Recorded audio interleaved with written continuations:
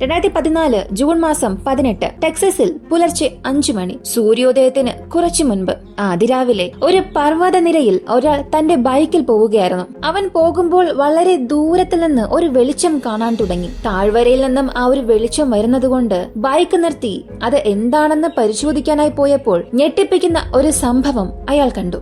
റോഡിനടുത്തുള്ള താഴ്വരയിൽ ഒരു കാറ് കത്തുന്നു. ആ കാറിനുള്ളിൽ മനുഷ്യർ ഉണ്ടോ എന്ന് പോലും അയാൾക്കറിയില്ല. ഉടൻ തന്നെ എമർജൻസി നമ്പറിലേക്ക് വിളിച്ചു. കുറച്ചു മിനിറ്റിൽ അഗ്നിശമന സേന അവിടെ എത്തി. എന്നാൽ അവർ വരുന്നതിന് മുൻപ് തന്നെ കാർ പൂർണ്ണമായും കത്തി നശിച്ചു. കാറിന്റെ ടയർ ഉരുകി പാറകളിൽ കുടുങ്ങി. ഏതാനും മിനിറ്റുകൾക്കുള്ളിൽ പോലീസും എത്തി. അവർ കാറിനുള്ളിൽ ഡ്രൈവർ സീറ്റ് പരിശോധിച്ചപ്പോൾ ഒരു ഡെഡ് ബോഡി കണ്ടെത്തി. അത് പൂർണ്ണമായും കത്തി നശിച്ചിരുന്നു. ഫോറൻസിക് വിദ്യാർത്ഥികൾക്കോ അന്വേഷണം പഠിക്കുന്ന നിങ്ങളുടെ സുഹൃത്തുക്കൾക്കോ ഈ ഒരു വീഡിയോ ഇപ്പൊ തന്നെ നിങ്ങൾ ഷെയർ ചെയ്യുക. കാരണം ഈ ഒരു കേസിന്റെ അന്വേഷണം അത്രത്തോളം മികച്ചതായിരിക്കും. കൂടാതെ ഈ ഒരു കേസിൽ ഒരുപാട് അപ്രതീക്ഷിതമായ ട്വിസ്റ്റ് ആൻഡ് ടേൺസ് ഉണ്ടായിരിക്കും. ഫോറൻസിക് ഇല്ലെങ്കിൽ ഈ ഒരു കേസ് തന്നെ പരിഹരിക്കപ്പെടില്ല. അത്തരം രസകരവും വഴിത്തിരിവുകളും നിറഞ്ഞ ഒരു കേസിനെ കുറിച്ചാണ് ഈ ഒരു വീഡിയോയിലൂടെ നമ്മൾ വളരെ വിശദമായി അറിയാൻ പോകുന്നത്.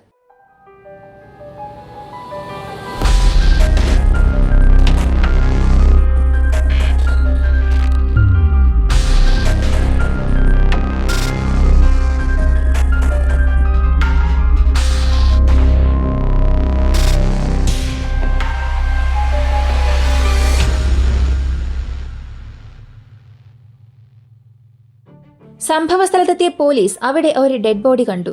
അത് പൂർണ്ണമായും കത്തി നശിച്ചിരുന്നു. അതിനാൽ അത് ആരാണെന്ന് കണ്ടെത്തേണ്ടതുണ്ട്. പക്ഷെ അവിടെയും ഒരു പ്രശ്നമുണ്ടായിരുന്നു. അവർക്കിപ്പോ ലഭിച്ചത് ഒരു ശരീരം എന്ന് പോലും പറയാൻ സാധിക്കില്ല. അത്രത്തോളം വളരെ കുറച്ച് ഭാഗങ്ങൾ മാത്രമേ ഉണ്ടായിരുന്നുള്ളൂ. ചെറിയ അളവിലുള്ള അവശിഷ്ടങ്ങൾ മാത്രമേ ഉണ്ടായിരുന്നുള്ളൂ. കാർ ഷെവി കവലിയറിന്റെ 1999 മോഡലാണ്. ആ കാർ രജിസ്ട്രേഷൻ നമ്പർ വെച്ച് അത് മോളി ക്ലേ ഡാനിയൽസ് ഇവരുടെ പേരിലാണ് രജിസ്റ്റർ ആയിട്ടുള്ളത് എന്ന് കണ്ടെത്തി. സെസിലെ ലിയാണ്ടർ സിറ്റിയിലാണ് ഇവർ താമസിക്കുന്നത്. ഇവർക്ക് 2 മക്കളുണ്ട്. അപകട സമയത്ത് മോളി അവളുടെ 2 മക്കളുമായി വീട്ടിലായിരുന്നു. അന്ന് രാവിലെ അവൾ ജോലിക്ക് പോകാൻ കാറിനായി കാത്തിരിക്കുകയായിരുന്നു. തലേ ദിവസം കാർ എടുത്തുകൊണ്ടുപോയ ഭർത്താവിനെ അവൾ കാത്തിരിക്കുകയായിരുന്നു. പോലീസ് ഡാനിയലിന്റെ കുടുംബാംഗങ്ങളോട് ബോഡി തിരിച്ചറിയാൻ ആവശ്യപ്പെട്ടു. എല്ലാം കത്തി നശിച്ച് തിരിച്ചറിയാൻ കഴിയാത്ത ഒരവസ്ഥയിലായിരുന്നു. എന്നാൽ വെള്ളി ചങ്ങലയും ഡാനിയലിന്റെ ചില സ്വകാര്യ വസ്തുക്കളും വെച്ച് അത് ഡാനിയലിന്റേതാണെന്ന് ബന്ധുക്കൾ സ്ഥിരീകരിച്ചു. തലേ ദിവസം രാത്രി പാർട്ടിയിൽ വെച്ച് അയാൾ പൂർണ്ണമായും മദ്യപിച്ചിരുന്നു. വളരെ വേഗത്തിൽ കാർ ഓടിച്ചു കൊണ്ടുവരികയും അപകടം സംഭവിക്കുകയും ചെയ്തുവെന്ന് പോലീസ് പറഞ്ഞു. 24 വയസ്സുള്ള ഡാനിയൽ ഒരു മെക്കാനിക്കാണ്. എന്നാൽ ഇപ്പോ അയാളുടെ മരണത്തിൽ ആർക്കെങ്കിലും ദുഃഖമുണ്ടോ എന്ന് ചോദിച്ചാൽ ഇല്ല. കാരണം അവന്റെ ബന്ധുക്കൾ, സുഹൃത്തുക്കൾ എല്ലാവർക്കും അവന്റെ മരണം യാതൊരു ദുഃഖവും ഉണ്ടാക്കിയില്ല. ശവസംസ്കാര വേളയിൽ അവനെക്കുറിച്ച് എന്തെങ്കിലും സംസാരിക്കാൻ ബന്ധുക്കളോട് ആവശ്യപ്പെടും.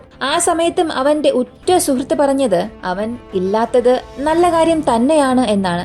അങ്ങനെയാണെങ്കിൽ ഡാനിയൽ ചുറ്റുമുള്ള ആർക്കും ഇഷ്ടപ്പെട്ട ഒരാളെ അല്ല.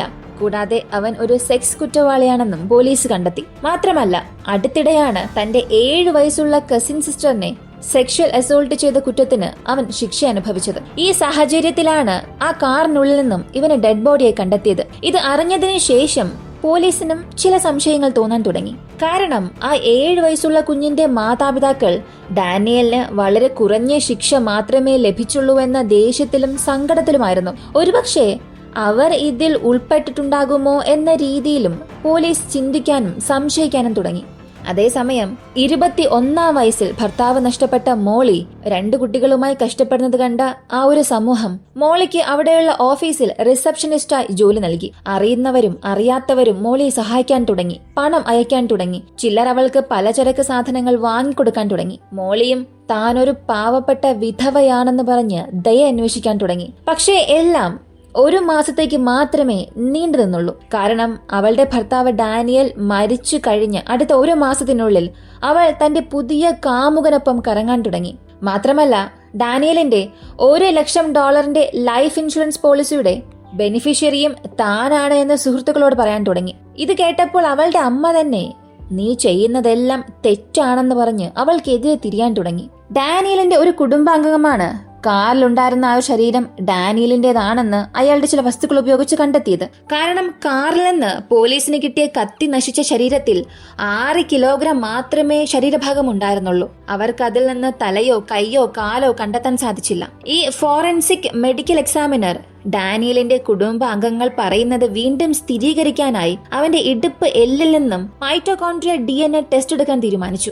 കാരണം ഫോറൻസിക് എക്സാമിനർ ഈ മൈറ്റോകോൺട്രിയ DNA തീപിടുത്തത്തിൽ നിന്നും രക്ഷപ്പെട്ടിരിക്കാം എന്ന് വിശ്വസിച്ചിരുന്നു. അതിനാൽ ആ ടെസ്റ്റ് റിസൾട്ട് കിട്ടിയതിനു ശേഷം അതിനെ ഡാനിയലിന്റെ അമ്മയുടേതുമായി മാച്ച് ചെയ്ത് നോക്കണം. പക്ഷേ ഈ ഒരു ടെസ്റ്റ് ഒക്കെ നമ്മൾ വീഡിയോസിൽ കാണുന്നത് പോലെ വിചാരിച്ച ഉടനെ തന്നെ നൽകില്ല.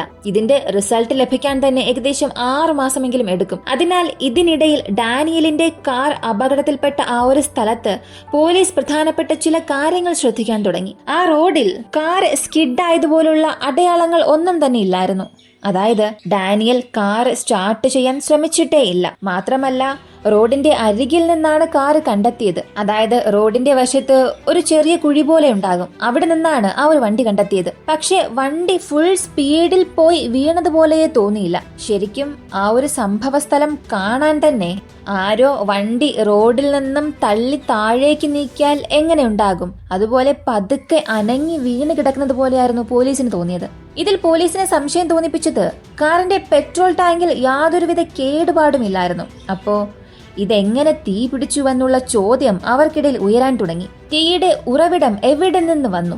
ഈ സമയത്താണ് പോലീസിന്റെ മനസ്സ് പറഞ്ഞത്, തീർച്ചയായും ഇതൊരു അപകടമല്ല, ആരോ ഡാനിയലിനെ കൊന്നുവെന്ന്. ഇപ്പോൾ കാറിൽ തീ പടർന്നത് എങ്ങനെയാണെന്ന് കണ്ടെത്താൻ പോലീസ് പരിശോധന തുടങ്ങി. പരിശോധിക്കുമ്പോൾ ഡ്രൈവർ സീറ്റ് പൂർണ്ണമായും കത്തി നശിച്ചിരുന്നു. എന്നാൽ അതിൽ യാതൊരുവിധ ബോഡി ഫ്ലൂയിഡ്സും ഇല്ലായിരുന്നു. സാധാരണയായി ഒരു വാഹനത്തിൽ തീ പിടിച്ചാൽ അതിനുള്ളിൽ ആളുകൾ ഉണ്ടെങ്കിൽ അവരുടെ ബോഡി ദ്രാവകം തീർച്ചയായും അവിടെ ഉണ്ടാകും. പക്ഷെ ഇവിടെ അങ്ങനെ ഒന്നും തന്നെ ഇല്ല. ഇപ്പോ ഫോറൻസിക് സംഘം ഈ സോഴ്സ് ഓഫ് ഫയർ എവിടെ നിന്ന് വന്നിട്ടുണ്ട് എന്നറിയാനായി ഫ്യൂവൽ ആൻഡ് ബാറ്ററി, സ്റ്റാർട്ടർ, ഇങ്ങനെ സ്വീകാര്യമായ എല്ലാ സ്ഥലവും പരിശോധിക്കുന്നു. പക്ഷേ അവിടമെല്ലാം വളരെ നന്നായിരുന്നു. തീ അവിടെ നിന്ന് രൂപപ്പെട്ടു എന്നതിന്റെ യാതൊരു അടയാളവും അവിടെ ഇല്ലായിരുന്നു. തുടർന്ന് കാറിനുള്ളിൽ നിന്നും ഫയർ ഡെബ്രിസ് കളക്ട് ചെയ്ത് അതൊരു ചെറിയ മെറ്റൽ കണ്ടെയ്നറിലിട്ട് ഫോറൻസിക് ലാബിലേക്ക് എടുത്തുകൊണ്ടുപോയി. ലാബിൽ ആ മെറ്റൽ കണ്ടെയ്നറിനുള്ളിൽ ആക്ടിവേറ്റഡ് ചാർക്കോൾ സ്ട്രിപ്സ് ഇടുകയും ആ ക്യാനിനെ ഹീറ്റ് ചെയ്യാനും തുടങ്ങി. അതിനുശേഷം അവർ ആ സ്ട്രിപ്പിനെ ഒരു ലായകത്തിലിട്ടു. പിന്നീട് അതിനെ ഗ്യാസ് ക്രോമറ്റോഗ്രാഫി മാസ് സ്പെക്ട്രോമെട്രി എന്ന യന്ത്രത്തിലിട്ട് പരിശോധിച്ചു. അത് പരിശോധിച്ചപ്പോൾ ചാർക്കോൾ ലൈറ്റ് ഉപയോഗിച്ചാണ് തീ പടർന്നത് എന്നത് കണ്ടെത്തി. അതായത് ആരോ കാർ അറിഞ്ഞുകൊണ്ട് തന്നെ കത്തിച്ചിട്ടുണ്ട്. ഇങ്ങനെ ഈ ഒരു വാർത്ത അറിഞ്ഞ സമയം പോലീസിന് മറ്റൊരു ഞെട്ടിപ്പിക്കുന്ന വാർത്തയും അറിയാൻ കഴിഞ്ഞു. ഡാനിയലിന്റെ ഭാര്യയായ മോളിയുടെ സഹോദരി ഒരു ദിവസം മോളിയുടെ വീട്ടിൽ വന്നിരുന്നു. കിടപ്പുമുറിയിൽ കയറിയപ്പോൾ ജീവിതത്തിൽ മറക്കാനാകാത്ത ഒരു വിചിത്രമായ കാര്യം അവൾ കണ്ടു. അവിടെയുള്ള അലമാരയിൽ ആരോ ഒരാൾ ഒളിച്ചിരിക്കുന്നത് കണ്ട് ഞെട്ടി. ഉടനെ അവൾ അവിടെ നിന്നും ഓടി ഹാളിലേക്ക് പോവുകയും അവിടെ ഉണ്ടായിരുന്ന മോളിയോട് കാര്യം പറഞ്ഞു. മോളി മുറിയിൽ വന്ന് അലമാര പരിശോധിച്ചപ്പോൾ ആരുമില്ലായിരുന്നു. ഇങ്ങനെ സംഭവിച്ചതെല്ലാം വിചിത്രമായും സംശയാസ്പദമായും തോന്നി. അന്വേഷണ സംഘവും എല്ലാ ഡോട്ട്സും കണക്ട് ചെയ്ത് നോക്കി. ഡാനിയൽ മരിച്ചതിനും ഡാനിയലിന്റെ ഭാര്യ മോളിക്കും തീർച്ചയായും എന്തോ ഒരു ബന്ധമുണ്ടെന്ന് അവർക്ക് തോന്നാൻ തുടങ്ങി. എന്നാൽ പോലീസിന് അറിയില്ലായിരുന്നു ഈ ഒരു കേസ് ഇനിയാണ് ആരംഭിക്കാൻ പോകുന്നത് എന്ന്. മാത്രമല്ല പോലീസ് ചിന്തിച്ചു പോലും നോക്കാത്ത വളരെ പ്രധാനപ്പെട്ട ഒരു ട്വിസ്റ്റും അവർക്കായി കാത്തിരുന്നു. പോലീസ് ഇപ്പോൾ ചിന്തിച്ചുകൊണ്ടിരിക്കുന്നത് പോലെ ഡാനിയലിന്റെ മരണത്തിൽ മോളിക്ക് എന്തെങ്കിലും ബന്ധമുണ്ടാകുമോ? അല്ലെങ്കിൽ ഡാനിയൽ നേരത്തെ തന്നെ ഒരു സെക്സ് ഒഫൻഡർ ആയിരുന്നു? അയാൾ അബ്യൂസ് ചെയ്ത 7 വയസ്സുള്ള പെൺകുട്ടിയുടെ മാതാപിതാക്കളാണോ ഇതിന് കാരണം? അല്ലെങ്കിൽ ഇതൊന്നും അല്ലാത്ത, നമ്മളൊന്നും ഒട്ടും പ്രതീക്ഷിക്കാത്ത മറ്റേതെങ്കിലും സംഭവം കാരണം ഒളിഞ്ഞിരിക്കുമോ? ഇവയ്ക്കെല്ലാമുള്ള ഉത്തരം ഈ വീഡിയോയുടെ 2ാം ഭാഗത്തിൽ കാണാം.